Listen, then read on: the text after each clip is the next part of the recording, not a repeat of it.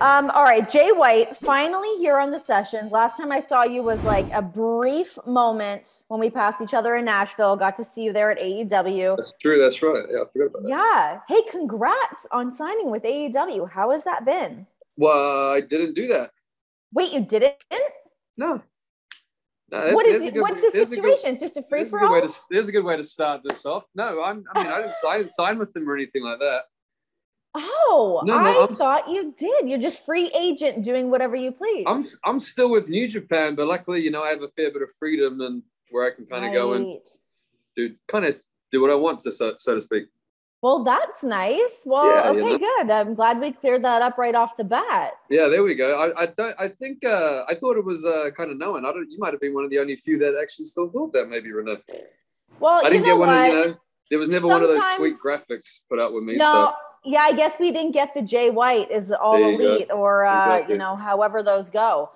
Well, hey, it's nice to get a little bit of everything, right? Why not? Yeah, exactly. Yeah, it's fun. You never know where or when I'll show up, which I keep saying nonstop. But no, it is enjoyable rather than just being stuck. Well, not stuck, but, people only knowing I'm going to be at one place. With this Impact, AEW, New Japan just makes it all a little bit more exciting.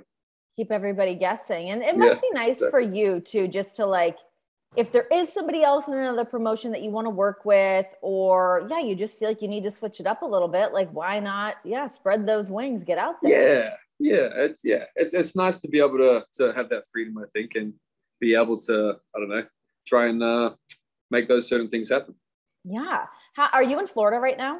I am. Can you tell by how beautiful and sunny it is? I can tell by that enclosed pool situation that is quintessential Florida.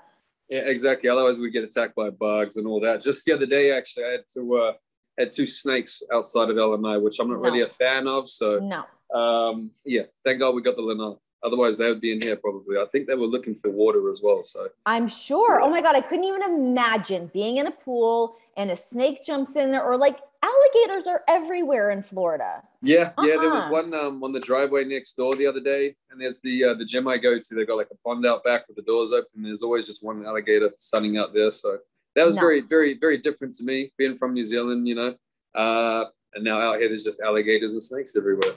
Wait, what is the wildlife in New Zealand like? Because everyone, being from Canada, everyone's like, oh, what do you have, a pet moose, or what do you have, a beaver? That's the quintessential thing. What is it for New Zealand? Honestly, I'm not sure what people expect to find there. One of the wildest ones I've heard somebody think that there was a particular animal in New Zealand. Actually, Flip Gordon, I think he believes zebras, that we had zebras, wild zebra.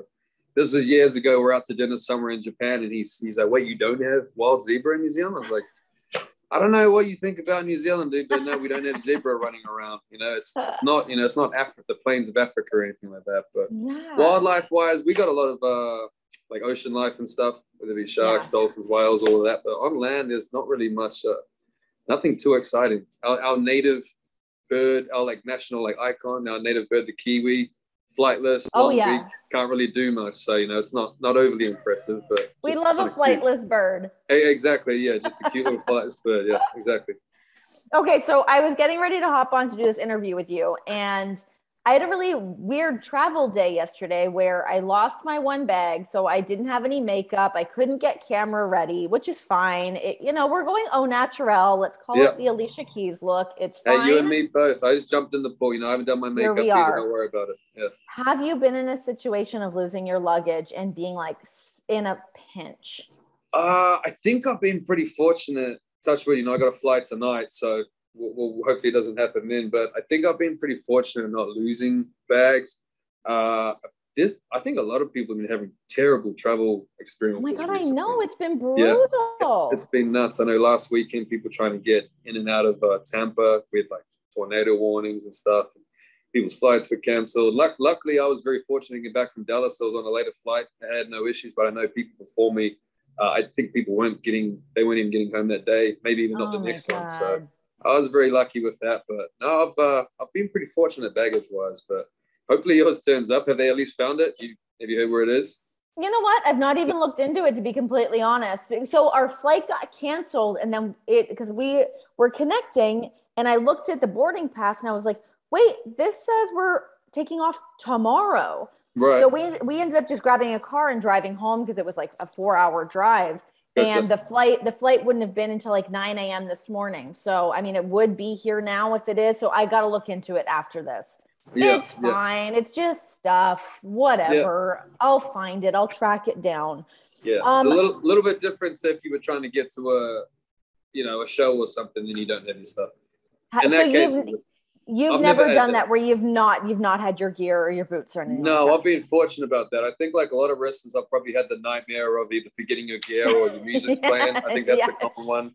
I've never forgotten my gear though. I did have to lend a pair of, I think, trunks to Chris Hero. I want to say 2016 or something, because that happened to him coming to England, and he had to kind of mix and match with other guys' gear because his bars got lost. But luckily myself, it never happened. I always take it carry-on with me. So smart. You're an old pro. You know how it goes. Bring your boots. Carry them on. One of the first things I got told, especially when it came to traveling as a wrestler, make sure you take your gear and you carry on so you can still do your job. Yeah. That's so funny, the dream of your music hitting. I know John has had that several times, and you'll tell me that. I recently had a dream that I was in like seg 3 of Raw. I got handed this crazy long promo that had like very weird specific verbiage. And I, of course, had no time to learn it. And that was my nightmare. Do you have dreams like that? Yeah, the one of the music hitting, and it's usually my boots. I got pretty high boots, a lot of laces to do up, and it's tedious. So that's always I think that's the common one, is music's playing. And I'm like, and I'm only down at my ankle. Weird. I'm nowhere near being done at the knee. I'm just starting, and I'm like, and it's weird because in your dream, it's like, I don't know there's no solution to this. I can't go out there with, I got to wait till my boots up. So just keep the music playing. I don't know. Hopefully it never happens. It's so funny that like everyone has that same dream. It's like the same, like if you work in like the service industry of like, I've got tables and they don't have their food, they don't have their drinks. It's so weird that like that dream is transferable to other people. I find I don't know if it's like the same insecurity that people share about, or it's just one of like the worst fears that obviously we all going to have being in a similar job. So I think that's why. I think that probably is one of the worst fears, is that music playing, boots not done up. Yeah. Okay.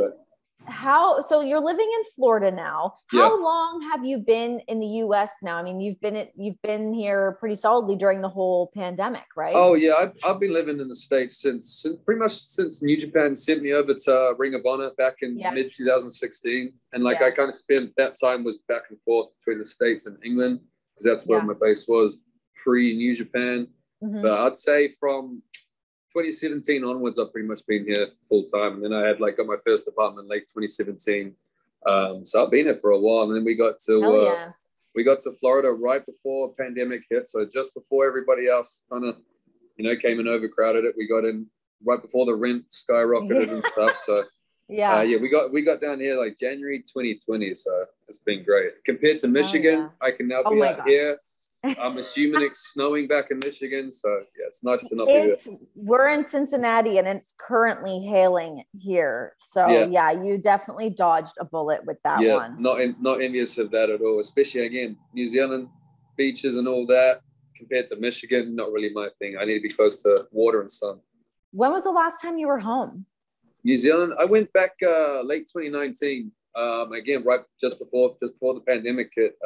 Fortunately, New Zealand's not really the easiest place to travel. Yeah, they're pretty locked down, right? Yeah, pre-pandemic, it wasn't easy. It's just because it's so far away and in its own little pocket of the world. But, now it's, I think, I'm really not sure on what their latest restrictions and stuff are. I just know to get back in, you had to pay for a quarantine hotel for 2 weeks, and there was some ridiculous wait, and people had to get it months in advance. So it's just really not even an option.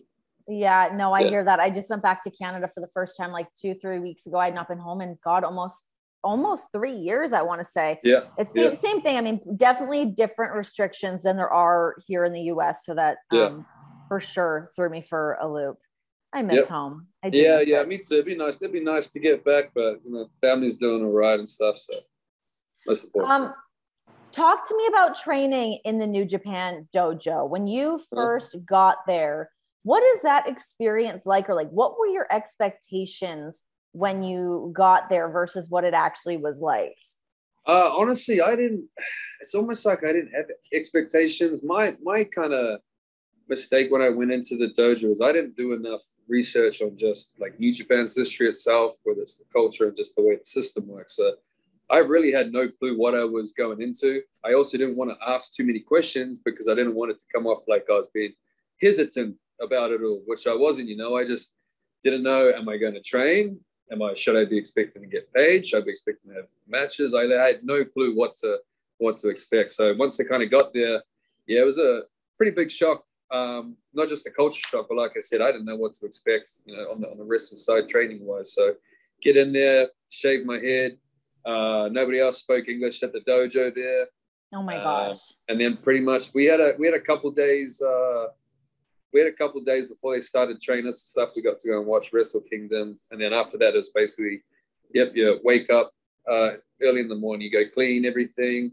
10 a.m. you'll start training, and that'll last for usually on average is 3 hours. It's never really shorter than that. It's pretty intense stuff, but I was quite fortunate where we just kind of did all right at it at the same time, and also at the time the Japanese young boys I was with was Yo and Show, and they'd been there for a little while. They weren't too much of a beginner, so because we managed to fit into kind of their level and stuff, and we could do it, we kind of didn't have to do this terrible shitty training for too long. Mm-hmm. So that was pretty good. But yeah, you just got to make sure kind of just learn the ways of the young boy and stuff. Stay in line, make sure you're respectful to everybody, and then as long as you're training as hard as you can, you can't really go wrong with that.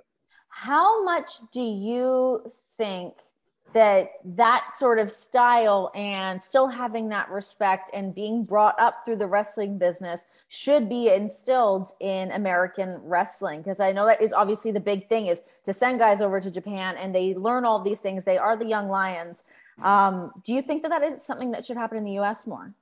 I think so, but not completely. I think I'm not saying New Japan system is perfect. I think there's plenty of flaws to it. That's just my opinion. I think that that whole kind of respect thing, sometimes that can be overdone. I think I hear in wrestling. Yeah. Sometimes people think that is just because you've been doing something for longer, that means that you're above somebody else or that. Yeah. So I feel like you got to find a balance of that, whether it's who's been there longer and then talent and respect wise. But if you're just not shitty to people, that's kind of like a pretty solid. Basic good rule. Exactly. Yeah. It's really not that hard. You're right. Okay. I don't know what was. She was just coughing up some water. Oh, buddy. She's just lying in the sun there. Yeah, she's good. I can't remember what I was saying. No, it's yeah. I think it is important, but again, sometimes it can just be kind of overdone and stuff. So finding a balance of that, listen to the people that have been the places where you want to go and the experiences they've had. You'd be an idiot to not listen to that stuff. So hey, if you're gonna want to be respectful and listen to certain people, at the end of the day, it's only gonna harm you. Who were some of the main people that you really wanted to listen to, that you wanted to be under the learning tree of? So when I got there in 2015, and I'd say guys like, there was Nakamura was there, so I was there for one of his last years, and I knew him. I knew him. I met him once, I think, before going into the dojo, because I met him in England when he came over, and I met some of the other guys, and he spoke a bit more English, and he's kind of into some of the Western culture and this and that. I'm sure he's also like the coolest dude of all time. Exactly. So he was always really cool. Exactly. He's great, and he looked after me from the start as well. So he was always great. And again, that was 2015. So he was at the top of his game and stuff, as he still is. But so it was really cool to try and watch and learn from him. And then you had guys like Tanahashi and that. Just all those guys at kind of the top there. And you also had guys like Carl Anderson, been some of the foreigners over there. Those guys looked after us as well and kind of helped show some stuff there. What is it like for you to have worked with Shinsuke and known him during that time, going back to 2015, to then seeing what he's done at his time at NXT, his time in WWE? What are some of the differences you see between his style, the persona, and how that has been able to like transfer over into that WWE style? Yeah, it's the way. I don't watch any if at all these days, but I think where he managed to last there and it translates over is because it's not even really about the wrestling with him. It's, you know, him himself is just kind of has the aura and way he presents himself. And I think he was obviously very, you know, whether that was a natural thing for him or if it was something he was a lot more conscious about, who knows, probably a little bit of both.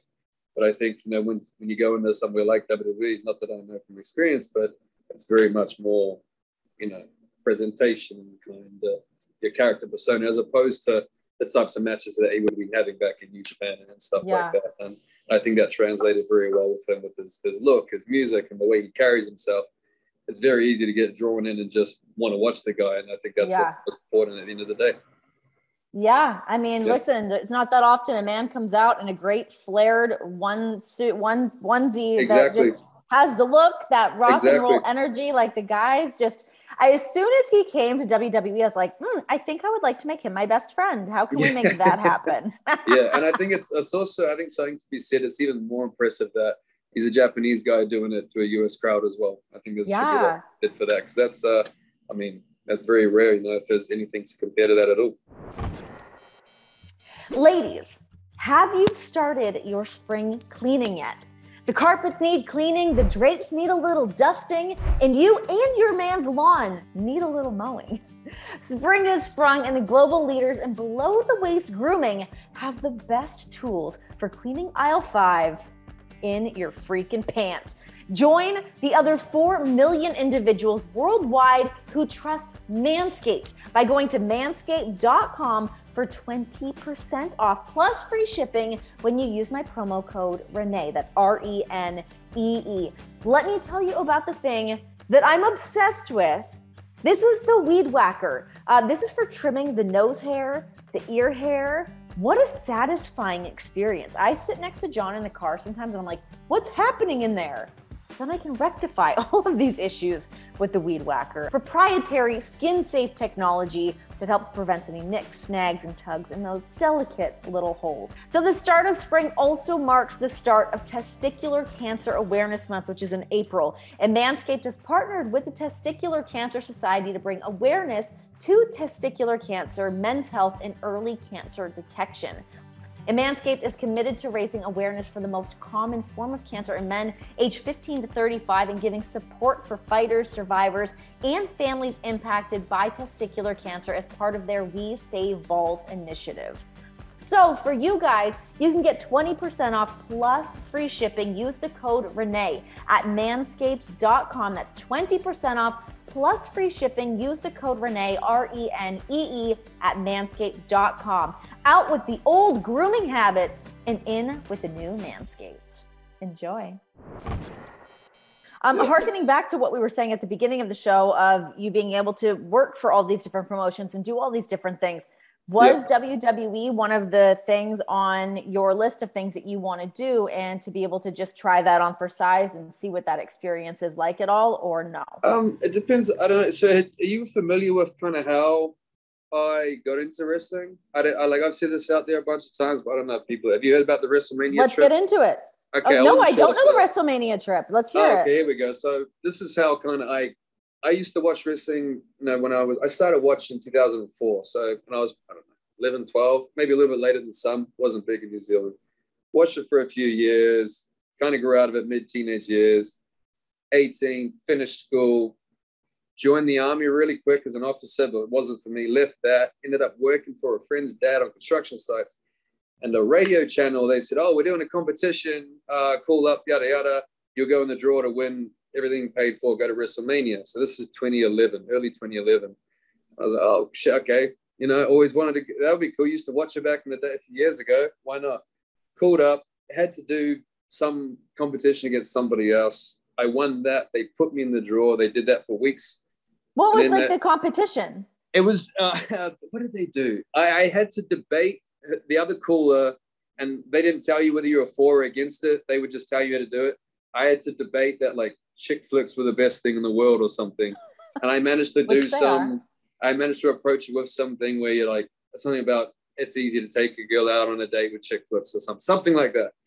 And so I won that, went in the draw, only went in the draw to do that. And then again, a couple of weeks later, sat on site and they're like, oh, we're doing the draw.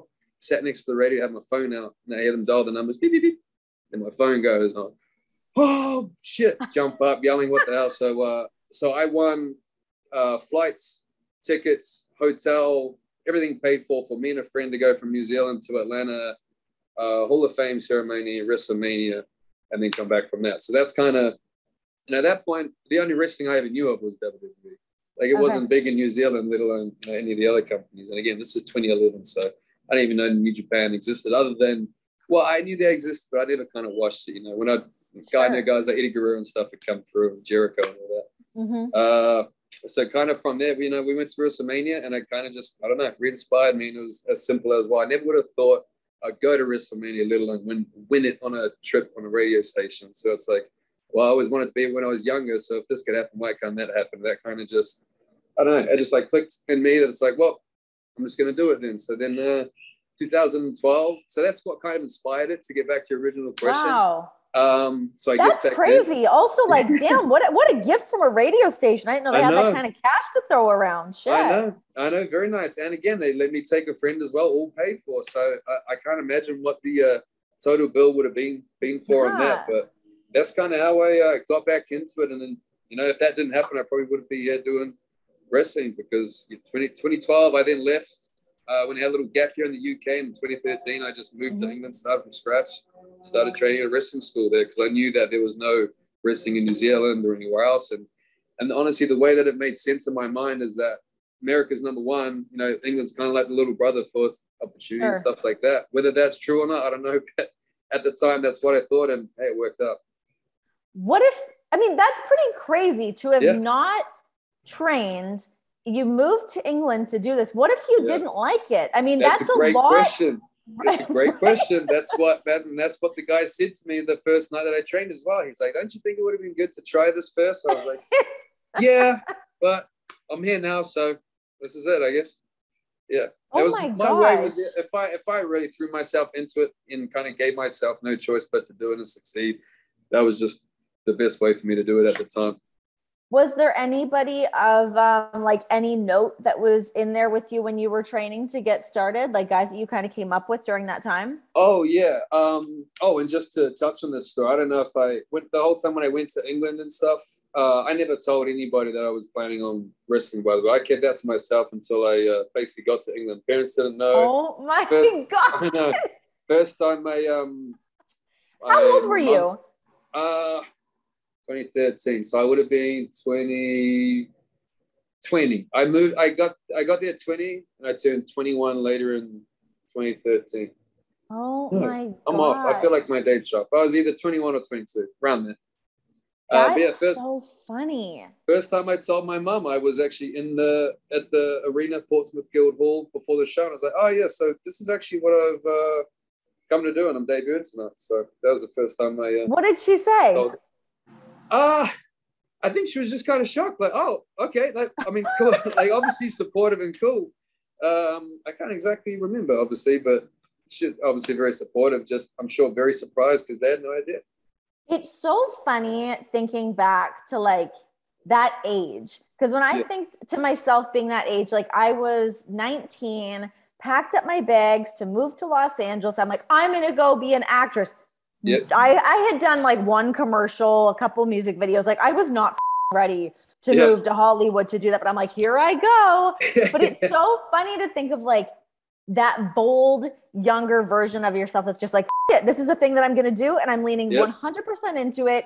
And it's like hindsight is 2020. Like, oh my God, I'm so glad that I did that. But I wish that you could like carry that boldness with you. I feel like it goes away over time. Yes, thank you. Because I was just about to say this. Like when you said like that boldness back then, I don't know if I would have that now. Like all the stuff that I kind of just basically just having the guts to go and do that without any sort of guarantee or nothing. That's like, I feel like now that I'm a little bit older, I don't know if I'm too sensible to think that I could do that. Blind confidence or something. Yes. You're just like, this is what I'm going to do, and it is what it is. Yeah, it's weird. I definitely agree. I feel like you do lose that a little bit.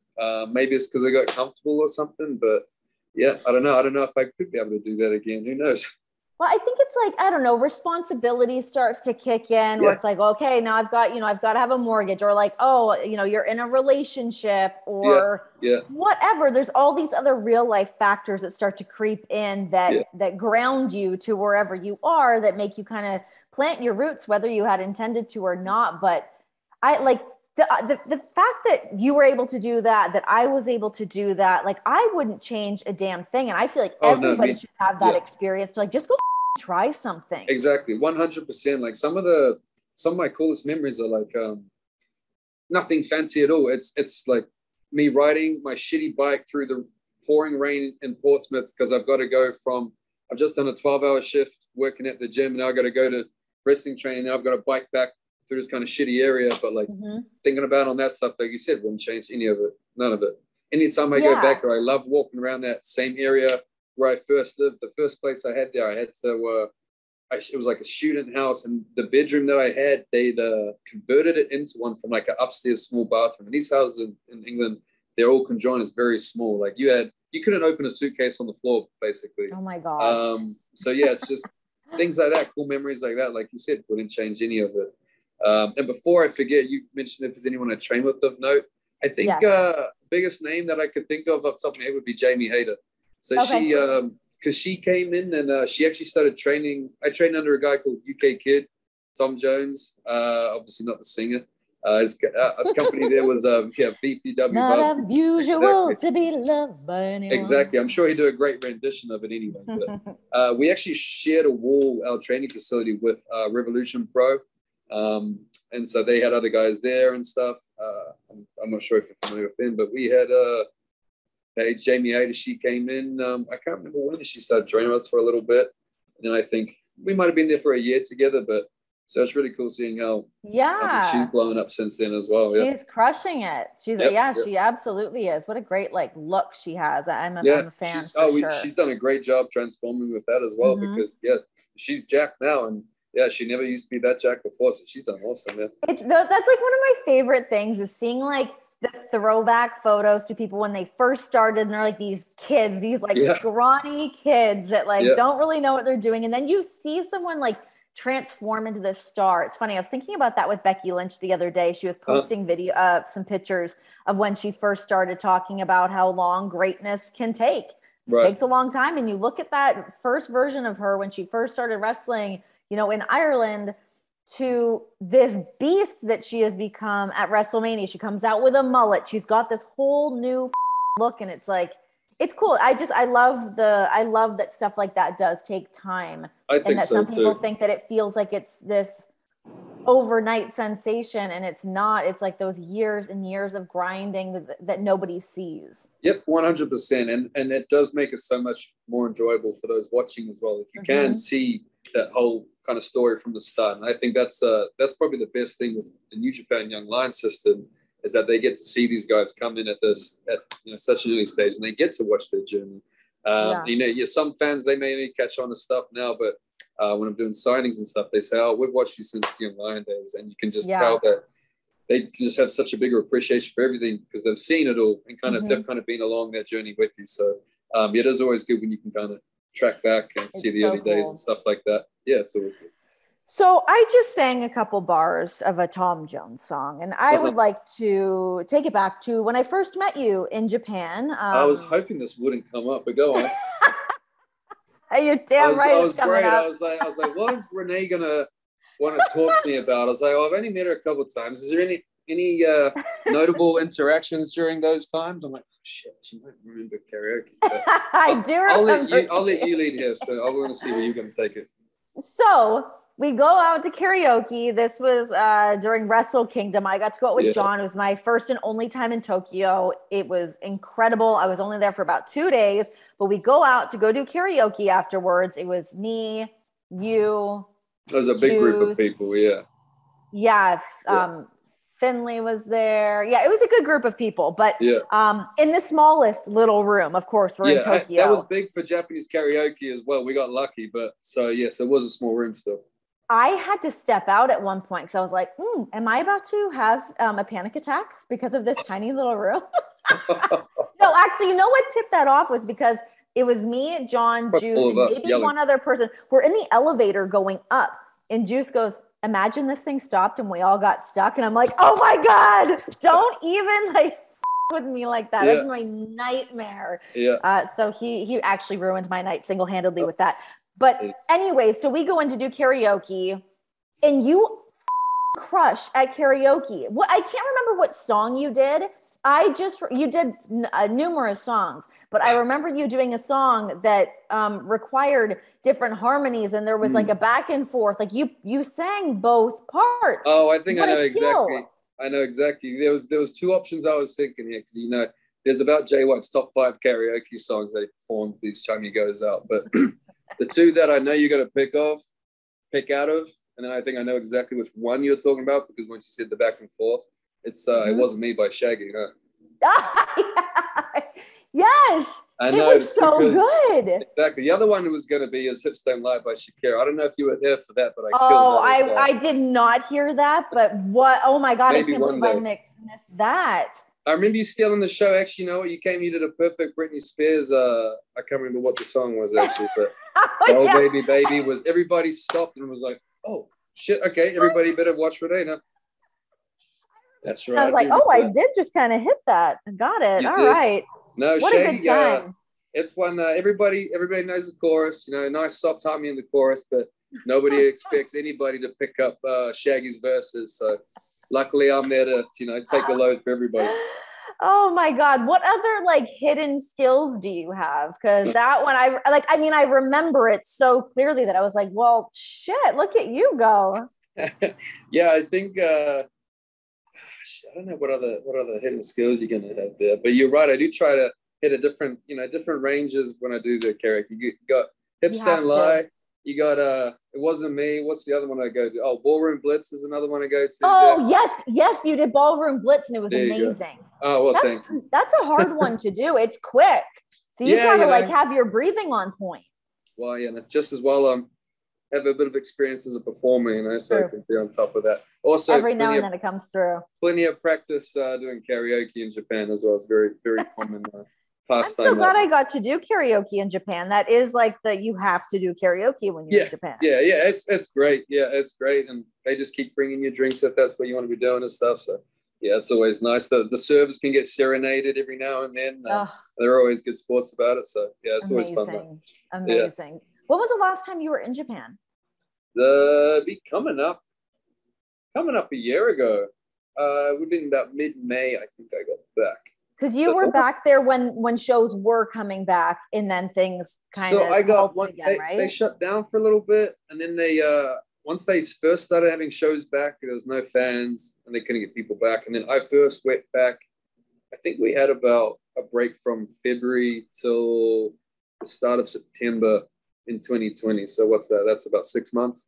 And I went back there September, but then from there it was like, out of about 9 months, I think I spent about 7.5 to 8 months in Japan there. So that was a pretty rough, a little bit of a rough period there. But I've had some nice time off since then, and it's allowed myself to have the opportunities with Impact, AEW, and doing the New Japan Strong stuff, which we're getting some good momentum with. I'm actually flying there tonight for our show there tomorrow. I don't know when this is, but it'll be in LA tomorrow. So yeah, it's been nice having the time over there. Who do you still want to work with? Just overall? Yeah, as you have all these different opportunities and more people become free agents and people are popping up in different promotions, is there anything that you're like someone you're dying to get in the ring with? Honestly, no, but I feel like this is, a lot of people say that because they want to say like, I'm not bothered, but I really don't sit there and think about wrestling, or if I want to wrestle someone. It takes up enough of my time. So when I'm not at wrestling, I don't want to think about it. Now, what's fun for me is having my time here. So I'm not trying to go out and spend time away from home. And I'd rather swim with the pool with the dog. But I sometimes think I should have a better answer for that to at least human people. So I think the easiest one to go with is, I'll just say Randy Orton, purely because he was the good answer. Just purely because when I first started watching in 2004, he was kind of the first guy that got behind. He had just left Evolution, and the the first pay-per-view event I watched was Survivor Series 2004. They did the elimination thing and ended up with him in Triple H. So Randy was probably the first guy I got behind. So I'm just going to say him. God, imagine Randy was like in free agent territory. That would be wild. Wild. I can't picture it, but like maybe. Yeah, I mean, yeah, I can't imagine that ever happening. And again, if that doesn't happen, it's no lost sleep here. But there's a bit of a better answer rather than me saying, I don't care. Thank you. I'll take it. So in New Japan for you, you've really done it all. Truly, I mean, you know, as the first Grand Slam champion there, what's left for you to do in New Japan? Great question. That is a great question. I don't know. I may have to get back over there to figure that out, to be honest. But I'm not sure. Maybe there's more for me to be done over in the States. But that is a good question. I am very, very fortunate that I've been able to accomplish those things, and I haven't been doing this for 10 years yet. So to have been able crazy. to, yeah, I know. I'm good. No, I'm no, I know. I'm aware of how fortunate I am and stuff. But you know, so it's you know, a lot of guys could spend a lot longer and get a lot less out of it. So no, I know I'm fortunate. But yeah, what else for me to do? I'm not really sure, but it's also a nice feeling to kind of just have that freedom to kind of see what takes me where. Do you ever have, I mean, you say you don't spend too much of your downtime thinking about wrestling, and you have been, you know, you've done so much and you've been very fortunate to work in so many different companies, but do you ever have those like downtime moments where you're like, I'll say the word lull, but I just mean when you're like, what am I going to do next? Do you ever, like, what happens during those moments for you? What does happen during those moments for me? Usually I just kind of got to remind myself that there's going to be a point where I'm going to be flat out and busy, and all I want is a little bit of a lull and time off type thing. So just to actually appreciate and enjoy that time off, because again, I know there's going to be a point where I'll be away for weeks or be flat out, and all I want is a little break. So that's kind of what I do in that point. Just kind of appreciate it, because you know, that's kind of what I work hard for, is to be able to have that time off and have that time at home. God, I wish I could be like that. I turn into such a spaz sometimes. I'm like, what am I doing? What's happening? I say I try to do that. It's easier said than done and stuff, and you know, and that's the process. But because it is more natural for me to be go type of thing. So but it has been nice to be able to switch off and kind of enjoy my time off, and it does help that I bought a house late last year, so we kind of have a bit more space now, so I can kind of get back here, my little pocket hidden away, and don't have to deal with anything.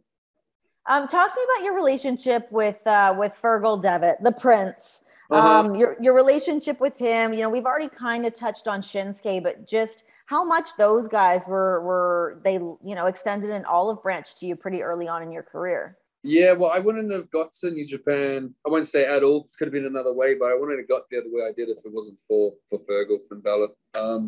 He because we cited a year in England, 2013, and then we actually booked him on our shows early 2014. So he came over and I met him through that. He did a couple of our shows. He gave me his cards to stay in touch.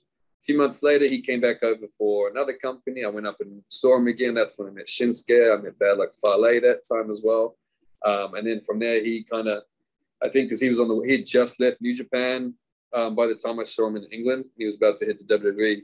And I know Fale then kept doing the stuff behind the scenes, and they kind of got me the spot over there. Fergal's a guy, I see him every now and then, chat every now and then. But I feel like we have a good relationship it's not like we're close personal friends or anything, if that makes sense. But no, he's always been a guy that, you know, he always kind of looked out. If I need anything, it's safe to reach out. So great dude from the start. And I wouldn't have got to where I did the way I did if it wasn't for him either.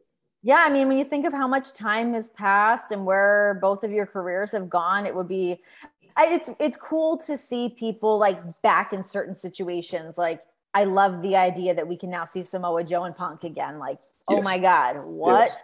Yeah, those are such cool moments as like a fan to be able to like kind of froth at the mouth about. It's so cool. And that would be, again, there's very few moments in wrestling that mean anything personally to me, but I think that would be a cool thing personally.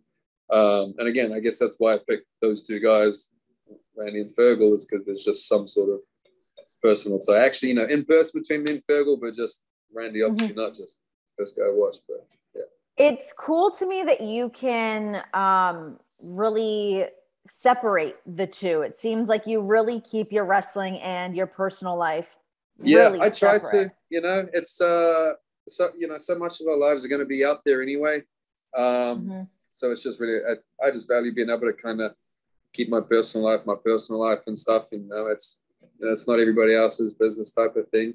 I think also in wrestling, just the way that wrestling is, how it's presented, it makes people want to, because you're told, no, you're not allowed to know this about this person or behind the scenes. It just makes people want it even more. Of course, that's just natural human behavior. Yeah. So then people are going to pry and dig even more. So, no, I like being able to. Isn't that the truth? I know. Oh my I'm sure God. I'm preaching to the choir right here. Oh. So it's really nice to.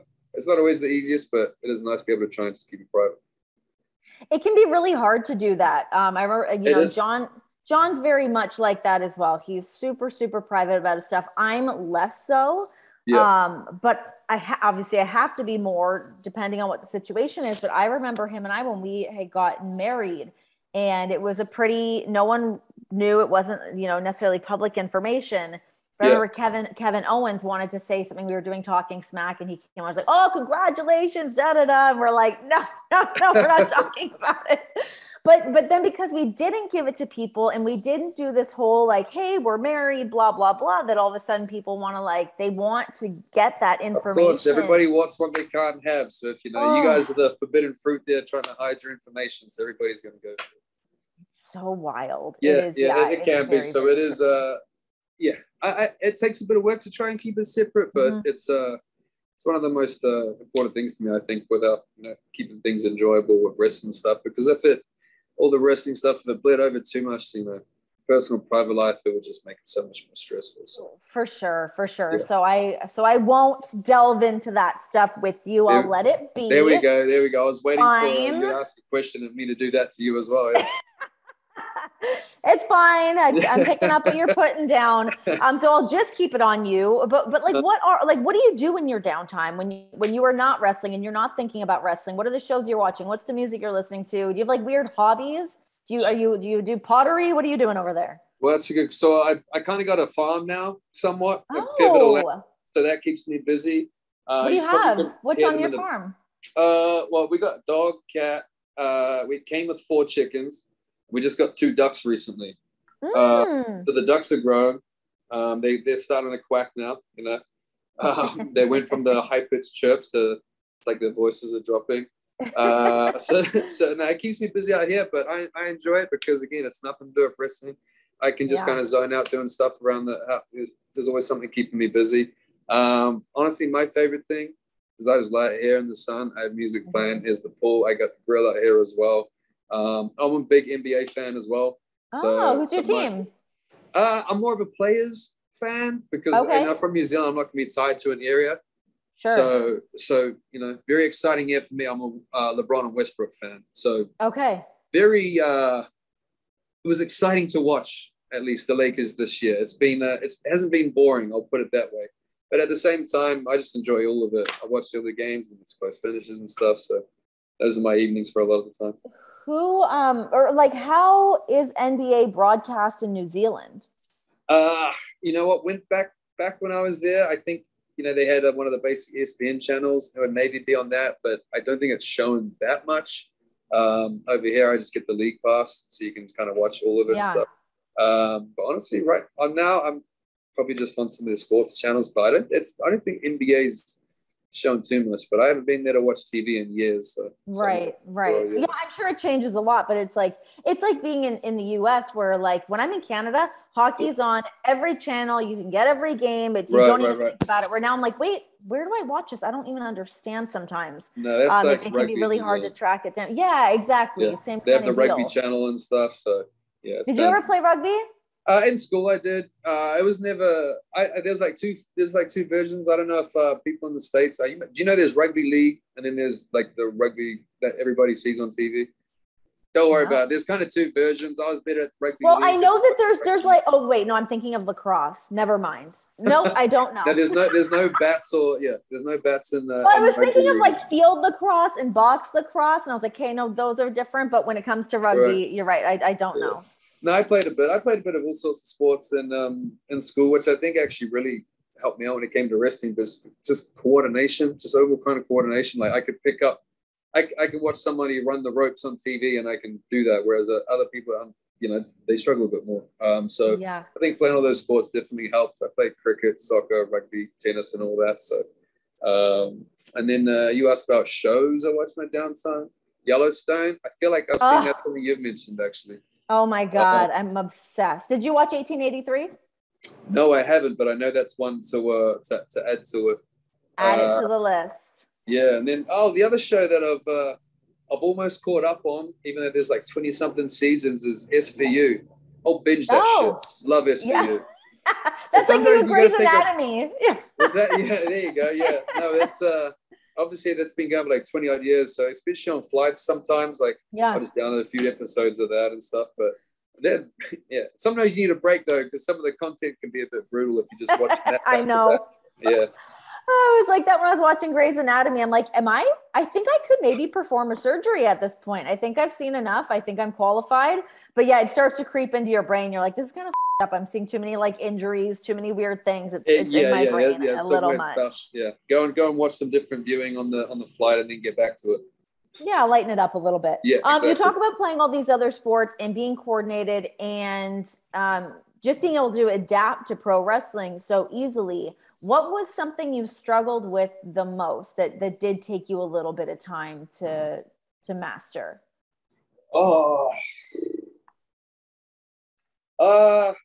Talking, just having the confidence in talking. I think I remember when I was at ROH stuff, we had to do bits and pieces. I'd never done any of that in New Japan really as a young boy. You never really did much of the backstage stuff. And then at Ring of Honor, I wasn't very confident with it. And then I don't know, just then once I got back to New Japan, you have the opportunity to do it more. All the backstage stuff are really good opportunities for that because every match you can basically go and say what you want. So it's that's a good opportunity there to just get comfortable with that. And then also kind of getting thrown in the deep end when I would just, if you're going to be in this position, you're going to need to talk. So just kind of got to do it. But I'd say that was probably the thing that was difficult the most for me. I'd say, yeah. Having the Bullet Club here in the United States, you, Carl Anderson, Gallows, working with Chris Bay, what has that been like at Impact for you? It's been great. It's been fun, fresh. Fresh is always good. Bullet Club's been around for a while now, so keeping things fresh is always good. And, new members and shaking it up a little bit, dropping some, adding some more, just so it's not always the same old thing. And adding the best members and pieces that are going to help us move forward the best, in my opinion. It's been fun.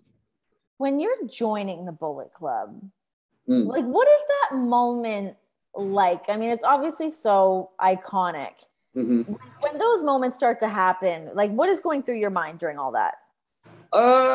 It's quite a big thing to be put on you. But I kind of knew that I was going to have to get used to having to have these big things kind of put on me and opportunities, or whether you call it pressure or not. So, whether they make it, whether it's nerve wracking or if you do feel the pressure, at the end of the day, those are the opportunities that we all want. So, you kind of just got to make the most of it. And if you're getting that opportunity, don't waste it, basically. So. Yeah, fair enough. Yeah.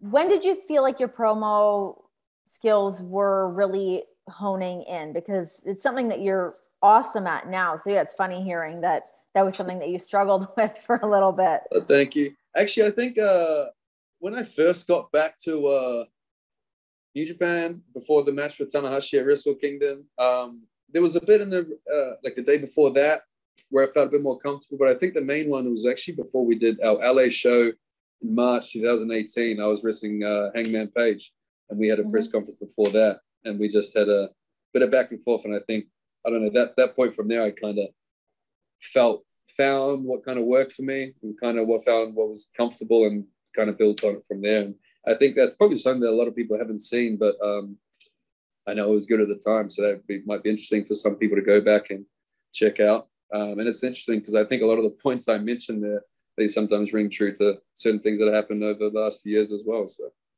okay. So in the US, do you feel that pressure to really keep things going with the Bullet Club after everything that happened with the Elite when they went off and started AEW? Was that something that you felt that you really needed to kind of carry on your shoulders? I never felt the need for it. I don't feel like it's like weight on my shoulders or nothing.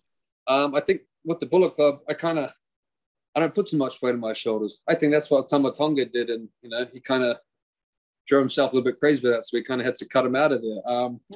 So he seemed to have so much pressure on himself trying to, I don't know, carry Bullet Club, whereas my way of kind of doing things with it is that I'm going to kind of put myself out there as well, with Bullet Club attached to me, and then as opposed to trying to focus on Bullet Club. And that may sound selfish at all in some ways, but it works out. If each guy kind of focuses on themselves whilst also worrying about the team, as opposed to, making Bullet Club number one over themselves, his kind of career is going to fall, which means Bullet Club is going to fall, unlike myself and other guys. That's why we keep going forward. So I didn't really feel the pressure of it.